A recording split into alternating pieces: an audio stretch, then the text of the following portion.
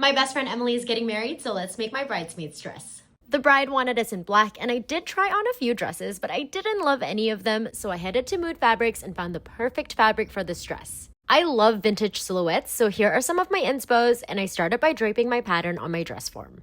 Then I made a mock-up and used that as a pattern to cut out all of my bodice pieces. This transition always makes this look so easy, but I really took my time piecing this together because I wanted it to be perfect. I also made a lining, but this time I used twill tape to make boning channels along the seams, and then I cut out all of my boning pieces to length, which I'll use a little later.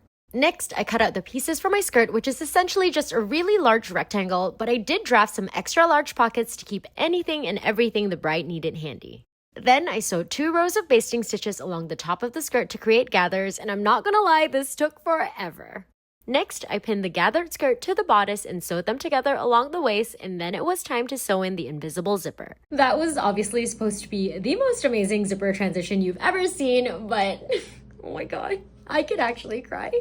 I honestly have no one but myself to blame because I tried to be cheap and bought zippers on Amazon, and the quality was just really bad and they kept breaking. Okay, take 2, and this new zipper is perfection.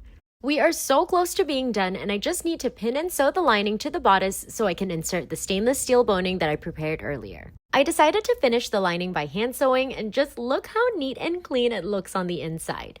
I tried on the dress and I felt like it was missing something, so I picked up some buckles to make a matching belt. Then I added horsehair braid to the hem, and here is the finished dress. This is the only footage I took of my dress on the wedding day because I really wanted to just enjoy the day and take in all of the small moments and just be there for Emily. I mean, I cannot get over how gorgeous she looked. She is absolutely stunning. Emily, I am so happy I could be by your side on your wedding day.